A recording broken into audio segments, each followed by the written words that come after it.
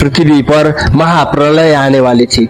संपूर्ण संसार जल में डूबने वाला था। उस समय राजा मनु एक महान तपस्वी और धर्मात्मा राजा थे।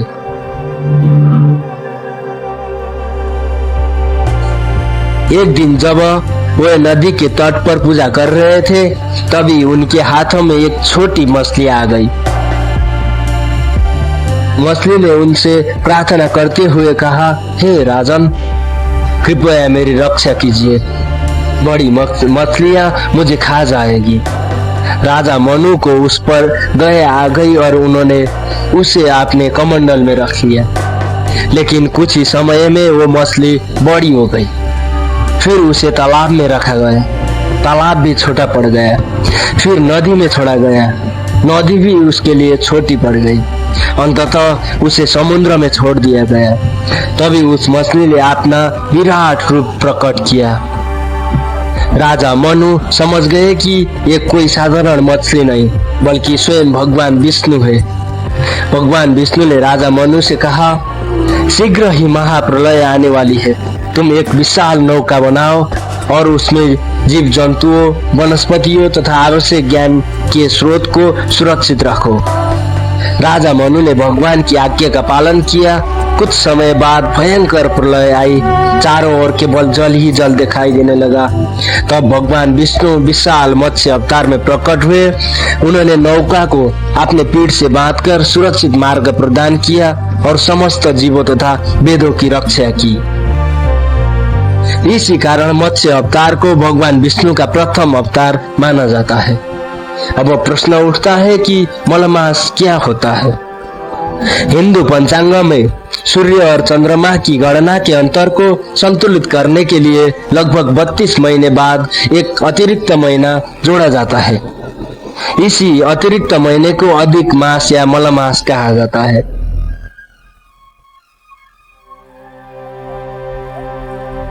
एक पौराणिक कथा के अनुसार ये महीना उपेक्षित था। कोई भी देवता उसे अपना नाम देने को तैयार नहीं था। तब ये भगवान विष्णु की शरण में गया। भगवान विष्णु ने इसे अपना नाम पुरुषोत्तम मास प्रदान किया। तभी से ये महीना अत्यंत पवित्र और पुण्यदायी माना जाता है, क्योंकि मत्स्य नारायण भगवान विष्णु का ही स्वरूप है। इसलिए पुरुषोत्तम मास के दौरान यहाँ विशेष पूजा अर्चना और विशाल मेले को आयोजित किया जाता है। नेपाल के विभिन्न जिलों से ही नहीं, बल्कि भारत सहित अन्य देशों से भी हजारों श्रद्धालु यहाँ दर्शन करने आते हैं। धार्मिक मान्यता के अनुसार मलमास में मत्स्य नारायण के दर्शन करने से अधूरे कार्य पूर्ण होते हैं, मनोकामनाएं पूरी होती है, पारिवारिक सुख शांति बढ़ती है, आर्थिक बाधाएं दूर होती है, नकारात्मक प्रभाव कम होते हैं, विशेष पुण्य ही प्राप्त होता है और भगवान विष्णु की विशेष कृपा प्राप्त होती है। विशेष रूप से यहाँ स्थित पवित्र कुंड में स्नान कर दर्शन करने को अत्यंत शुभ माना जाता है। मेले के दौरान मंदिर परिसर का दृश्य अत्यंत भव्य दिखाई देता है। चारों ओर श्रद्धालुओं की भीड़, पूजा सामग्री की दुकानें, भजन कीर्तन, भगवत कथा, विष्णु सहस्त्र नाम का पाठ, विशेष आरती और भक्ति से भरा हुआ वातावरण।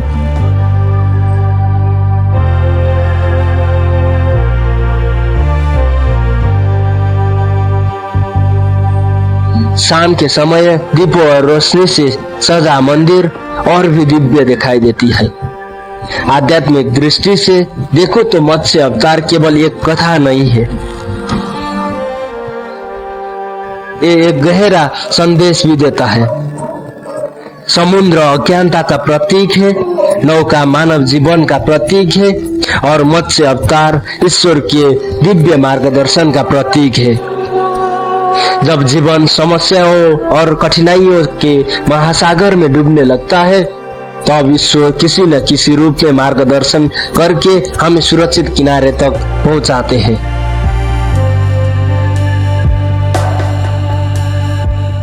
इसी संदेश को मत्स्य अवतार की कथा हमें समझाती है। तो दोस्तों, काठमांडू के मत्स्य गांव में स्थित मत्स्य नारायण मंदिर केवल एक धार्मिक स्थल नहीं है। ये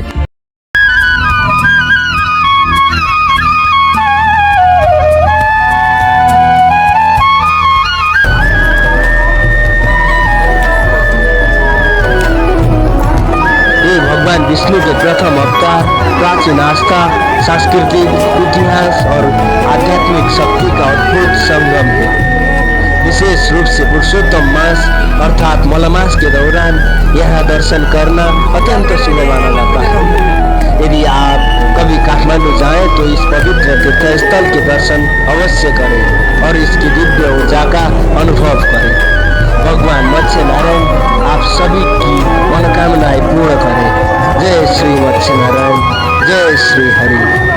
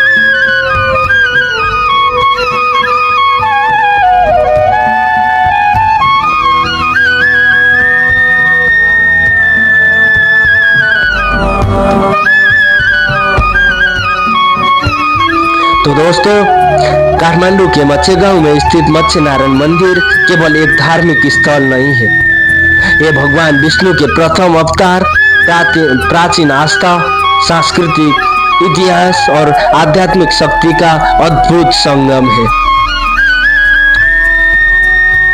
ये भगवान विष्णु के प्रथम अवतार, प्राचीन आस्था, सांस्कृतिक इतिहास और आध्यात्मिक शक्ति का अद्भुत संगम है।